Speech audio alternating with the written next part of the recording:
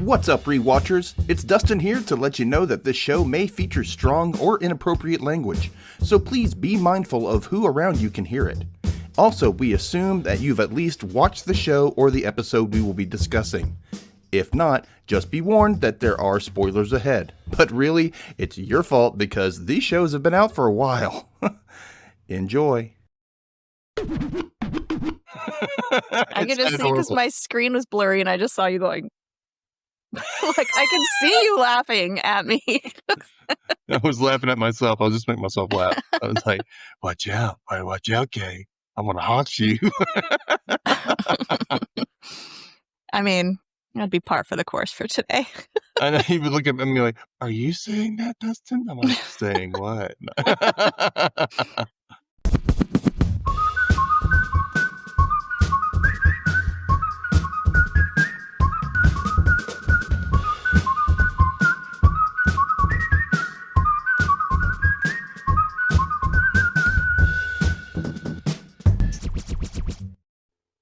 Hey everybody, welcome back to the Rewatch Recap, where we recap shows for nostalgia or pure amusement.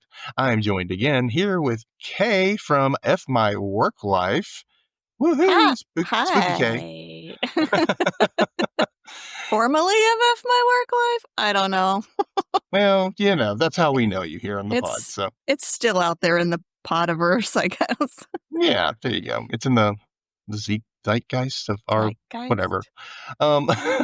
So we're here today to discuss Buffy, but this time we're going to do a little differently. A lot of different pods have recapped episodes of Buffy, and I don't want to do what everybody else did. So what we're going to do, well, we probably still will do some things that everybody else did, but I want to do it briefly. So we're going to call this a brief cap, and we're going to go through Buffy, and we're going to have 2 episodes this week.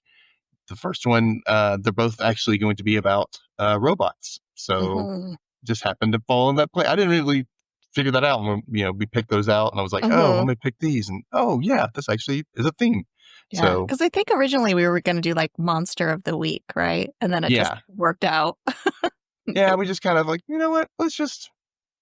We'll mix it up. We'll do different themes. We'll just figure it out every so often. Kitty. Sorry, yeah. Got distracted. He's just staring at me. And he's just like, I want to be on TV too. I can hear that dog there. I will be famous. Yeah. This week it'll be Kay's turn. We're going to do this little brief cap. I wrote up some synopsis things. We might do it differently this time around, mine and hers, but we'll get the hang of it. We're going to figure this out as we go along, everybody. This week is season 1, episode 8, titled "I Robot You, Jane."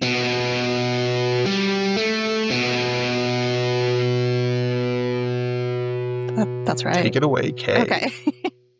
So the brief synopsis of this is that an ancient demon was back in the 1400s. There's this demon, and he's like making everyone fall in love with him, and then he immediately kills him. And then, so like a group of priests, I'm assuming, holy men, come together and chant some shit and suck this demon into a book, basically trapping this demon into this ancient book. And then we see the Scooby Gang unpacking boxes, and they pull out this book, and the computer team or whatever computer group is scanning all these books into the computer. And as Willow scans the text from this ancient book into the computer, she basically releases the demon into the internet, which back in the early 90s was a brand new thing to most people. So. Yeah. And you don't forget to mention who's in this first scene for the first time is Jenny Calendar. It's the first time she ever shows up in the show. Is it really? Yeah. Oh. I didn't realize it was her first episode because it seemed like they were already kind of chummy, but okay. Yeah, she's like the head of the computer class teacher. She's teacher of the computer class or whatever. So yeah, so that's the basic synopsis of the show. The demon gets trapped in the internet. He does some stuff. Scooby Gang steps in, saves the day.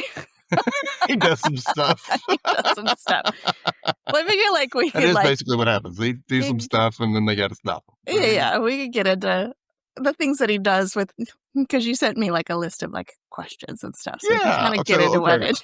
I figured, we started off, so we want to identify who the main character of the episode is to you. I feel like it's Willow. Yeah. Because she's kind of the main focus of this internet demon. She basically gets catfished by the internet demon. Yeah, like well before catfishing was a thing, but it was a thing still. It was still a thing. It's still a thing, yeah. So Willow gets catfished by this demon. The demon's name is Moloch, but he goes by Malcolm on the computer, and he starts whispering. All he wants is your love. Yeah, I just want to love you, and like the computer voice is so cheesy. It Willow. is Willow. Yeah. Oh, it's so weird. And he's like the really patron weird. saint of like demon incels or something like that. Like, is that what it was? The patron demon of incels. There you go. Oh, jeez. Yeah. So I would say Willow is the main focus of this episode because she's kind of like has the most interaction with this demon through the computer. True that. Okay. So like, okay. True that. Okay. How does the focus character or the Scooby Gang as a whole take down the bad guy? I feel like it's a group effort. So once they realize that the demon has been released into the internet, and then there was like this whole factory that shut down that a bunch of people, I guess, that had been influenced by the demon brought back to life to like, I don't know, were they running a bunch of servers to give this demon power? I don't know what was going on there. Yeah, but it was some weird like military operation type thing going on, and I didn't really understand it either. I was like, they just accepted it and kept going. Like, they didn't ask any questions about it. Yeah. And so the demon somehow enters into this very demon robotic looking body. The Scooby Gang goes to find him, to kill him. And while they're going, so it's like Xander, Buffy, and Willow go to find him in this lab thing.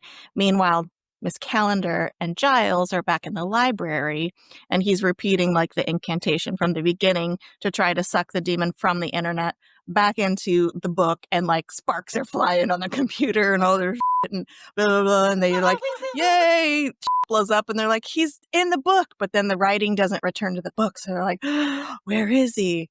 Turns out he's still in the robot, and so they're trying to fight him, and like, I love like Willow gets like a fire extinguisher, and she's just like, I think we should break up, and it's not you, or it's not me, it's you. We just like still be friends. Yeah. Like, hitting him, and it doesn't really affect him. He like throws her across the room, and so Buffy tries to fight him, and I guess she just realized she's standing in front of like some sort of circuit breaker or electrical panel, and she's like, so something witty, and he goes to punch her, and she ducks, and he punches the electrical panel and electrocutes himself and just explodes. But then, like, where does the demon go? I know. Is he dead now? Or is he just trapped in like some microchips somewhere? Yeah. So that's how it was taken down for the episode. But I feel like there was a lot left. And it's like, well, where the hell did he go? He wasn't in the book. And now he's not in the robot. So is he still in the internet? Yeah. I don't know. I have a theory, though. Oh, no. What's this theory? This is a real life theory. That this actually happened in the 90s, that a demon was released upon the internet, and that is why we are in the hellscape that we are in real life now, Yeah. because the downfall. It knew just what to say and do. Right. The little gremlin got online. So that's my theory, that this actually happened in real life, everyone. Thanks, Joss. Thanks for like making this come into being. Right. I appreciate that. God. Ugh. Okay. So what is the sub story for this episode? There's like, well, we kind of see like a little Giles, Jenny Calendar kind of love-hate thing going on. They kind of like bicker, but you can tell like they kind of like each other. And then like books versus computers and stuff. Yeah. But then there's also like the little sub-stories of like the havoc that the demon's wreaking on the other students. Like he's convincing one to basically do his bidding and try to kill people. Like he tries to kill Buffy at one point. He kills another student and writes like a suicide note for him. And there's one scene where a guy's like looking at his report, and he's like, I said something about like Nazis being great, and he's like, I didn't write that in my report. So there's just like Yeah. general havoc being had on like, all the damn, computers. Moloch, like, what the hell? That was like the little subplots of the episode. Yeah. Okay. All right. So I want to talk about looking up. I want to I have this ranking section I want to do, and it's really kind of like your top thing or whatever your viewpoint is. I wrote a few things down, like especially my funniest moments or lines. Mm-hmm. Most of them are lines. Yeah. You know, and I'm going to go over one. You can go over one. We can go back and forth if you have it. They're more like situations and not necessarily lines. Okay. Okay. Well, my first one was like Giles gets distracted by like the Moloch stuff, and Jenny's like, trying to talk him out. And he's like, "It's been nice talking to you," and he's leaving, and she goes, "We were fighting. Must do it again sometime." And I don't know, it made me laugh. What's another one for you? I really liked the scene with Willow and the hitting the demon and be like, "We could still be friends," and like it was just so silly. Like, okay, so my next one was actually Moloch saying something. It was like him talking about how powerful he was, and he's trying to convince Willow just right before that. Mm-hmm. And he's like, "Yeah, come on. Right now, a man in Beijing is transferring money to a Swiss bank account for a contract on his mother's life. Good for him." And I was like, what? Uh-huh. Uh-huh. I also don't understand the point of this demon. Is it just to kill people? Because he's like, once everyone like becomes loyal to him, he kills them. So Yeah. like, what's the point? Then just kill. Just kill. Yeah, like, okay. What's playing with their mind? I don't know. He's just a killing demon. Okay. I really liked the last scene where Willow is like all sad because, oh my gosh, I must be so stupid. I fell for a demon. And Buffy's like, well, like my only real love is a vampire. And Xander brings up the bug woman teacher, praying mantis teacher or whatever. Yeah. And they were just like, well, I guess we're all doomed. And then they all just stop laughing and they were like, oh crap, we're all doomed. Wah, wah. Yeah. Okay, so yeah, like right before that, so Jenny and Giles are talking. She goes, honestly, what is it about computers, that bothers you so much? And he says, the smell. And she goes, computers don't smell, Rupert. And he says, I know. Smell is the most powerful trigger in memory there is. A certain flower or whiff of smoke can bring up experiences long forgotten. Books smell musty and rich. The knowledge gained from a computer has no texture, no context. It's there and then it's gone. If it's to last, then the getting of knowledge should be tangible. It should be smelly. And she says something like, well, you really are an old-fashioned boy, aren't you? And he says, well, I don't dangle a corkscrew from my ear. And she says, that's not where I dangle it. I'm like, well, hot damn, Jenny. I know. I'm like, what? I know. I'm like, well, I didn't understand the corkscrew. I didn't remember. Was there another reference to the corkscrew earlier? I don't know if we missed something, but I was like, what the? Is this supposed to be sexy? I don't dangle a corkscrew from my ear. That's not where I dangle it. What does that mean? I wonder if it was some weird 90s reference. We're just not kidding. I mean... Dangle corkscrew. If you know, please let us know. Yeah. We want to know what you know. That's not where I dangle it. And share that knowledge with others. Yeah. Okay, let's go on to our scariest moments in the episode. There was a couple that was that really scary, but some of them were creepy for sure for me. Like the first one being, I'm jacked in. I'm jacked in. That's right. I'm jacked in. Fritz, that creepy guy, is just like, who looks like a young Jack Black. Yeah. A little bit, doesn't he? Yeah, kind of like a mix between Jack Black and Scott Ferguson or Scott Farkas from Christmas Story. Just kind of those like beady, evil bully eyes. Yeah, yeah. Jacked in. Did we ever say jacked in? Like, was that a term? It was like a very early internet days reference. It's like still calling your name a handle. What's your internet handle? What's your handle? I'm jacked in. I forgot about that. Yeah. For me, there wasn't like a specific moment that was like super scary, but just the general idea, because again, this was early internet days, of how quickly it got onto catfishing and being someone completely different and convincing a stranger that you're someone that you're not. That's pretty terrifying. And it was weird. It's the same thing, like, that wasn't his voice because it was all wimpy sounding, but somehow that made him creepier. Yeah. Just that soft. I'm going to kill you now. Like, just talking like a normal person. Like, oh. I'm so sorry I have to do this. It was unsettling. Yeah. And that whole, like, the suicide note that was written, when it was being written out. Oh, no, I can't take it anymore. No. And it's like, what? But, like, you would type that. Well, he was a computer person. Oh, yeah. Like, if you were typing a suicide note. Like you're falling down a well. I'm typing this. No. Yeah. Love, Dave. Mm-hmm. I don't know what's, yeah. So, okay, what do you think is the best character in this episode? I kind of have to go with Giles. I just love his total mistrust of everything computers and how vocal he is about it in the episode. Like, I just freaking love Giles. Everyone else was kind of doing their normal thing, I feel like. But Giles just really brought it home for me this episode. Okay, I had two. Okay. One was Willow for physically standing up for herself with the fire extinguisher. Because she was so meek and she didn't really do much at that point. And this time she's like, no. Yeah. Hell hath no fury, I guess. And the other one was Buffy's outfits. Oh. So, yeah. She had some good outfits in this episode. She had this, like, leather jacket and the shades she wore to stake out that CRD place. And then that leopard print coat she wore when she went to go rescue Willow. Yeah. I was like, wow. It was like, her outfits were much louder in this episode than they were previously, I think. Yeah. They're like really embracing Buffy that 90s. Yeah. Yeah. Because she kind of got away from that for a while, you know, from the crazy, wacky stuff. Yeah. They definitely changed with the time. Like, she was pretty quintessential 90s. And then, early 2000s, it got much more tame and kind of boring. Boring. Yeah. Yeah.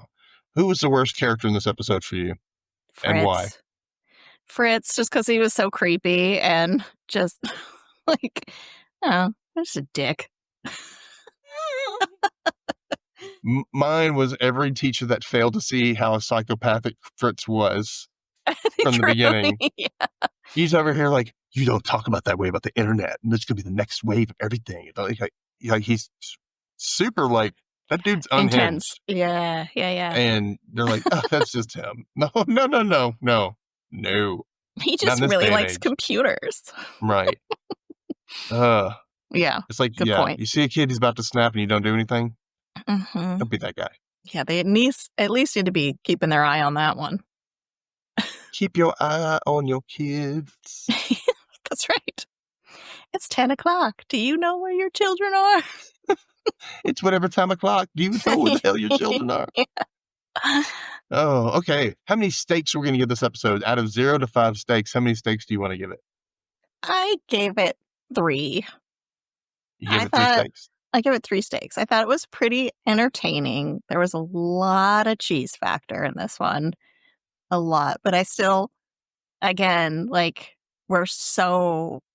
our lives are so centered around the internet now that it was really interesting to see, like, the early days of the internet being turned into an episode. So yeah, 3 stakes for me. 3 stakes for Kay, 2.5 stakes for me. Okay. It was one of those half, you know what I mean? Like, I wanted to give it a full 5, but I don't because it's not as good as all the other ones. So, it's not right there. So it's 2.5 for me. 2.5 stakes. One's just a little nub of a steak. Probably not go the third lamp. Is it the pointy end or the non-pointy end? Ooh, it depends. What do you count as half of a steak? Because it's kind of like, tapered. So it's like you cut it in half long ways. Or okay. If you cut it in half long ways and you still can use it, it's 2 steaks. So, yeah. Okay. That'll be the end of this episode, I guess. I don't know what real conclusion can we come to from this. It holds up still for the most part. Yeah. And that's about it. Yeah. And they were pretty jacked in to the ways of the internet. They were jacked in. That was a big takeaway. Yeah. Yeah. Better to be jacked in than off. Hey! Zing, zing, zing. See you next week. Bye.